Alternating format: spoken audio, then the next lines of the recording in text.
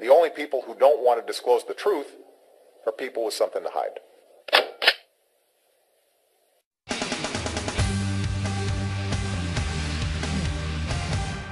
An eye-opening new report out today details the inner workings of Hillary Clinton's team, including the revelation that her staff ranked political enemies in a so-called hit list.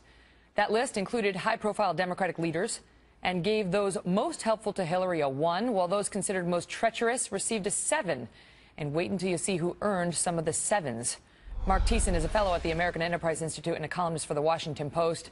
And boy, oh boy, among others, they were not happy with John Kerry, Ted Kennedy, and don't even mention Claire McCaskill, Mark. Yeah. Yep. No, I know. It's like it's between Christie and Clinton. It's like we've stepped into a time warp into the 1970s. You've got political dirty tricks, and now Hillary Clinton channeling her inner Richard Nixon, developing an enemies list of the people who betrayed her. And as you point out, it's like a who's who of the modern Democratic Party. It's Ted Kennedy, it's Chris Dodd, Bill Richardson, Chris Van Hollen, who hadn't even endorsed Barack Obama, and he's wondering, why the heck am I on the enemies list? And the worst part of it is that the aides were actually gloating over the demise of some of these people, about Bill Richardson being investigated, about Chris Dodd, and about Ted Kennedy's death. They actually gloated about Ted Kennedy dying. Let me tell you, developing enemies lists and gloating over the death of your political adversaries is unbecoming of someone who wants to become president of the United States. Okay, and to be fair to her, they say it's the staff, and she's not specifically attributed as having a role in this. But let me ask you, because I know a lot of the viewers are out there thinking, don't both parties do this? You worked in the Bush White House.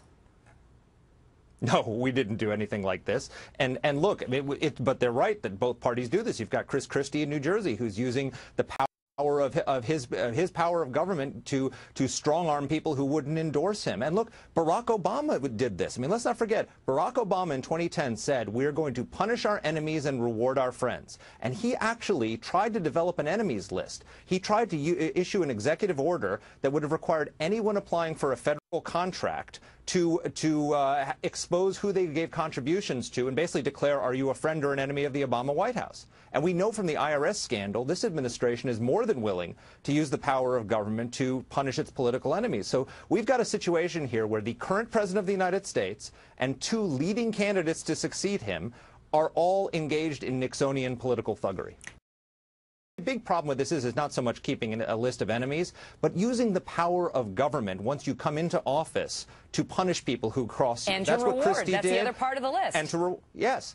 But so that's what Christie seems to have done in New Jersey. That's what Obama has done using the power of government. And so, you know, if you're keeping an enemies list, the implication is that once you come into power, you're going to use it to punish people. Yeah. And so that's the danger of what this is that the current president and 2 leading contenders for his replacement are engaged in this kind of activity. This is what people their stomachs turn when they think about politics and our elected leaders. The only people who don't want to disclose the truth are people with something to hide.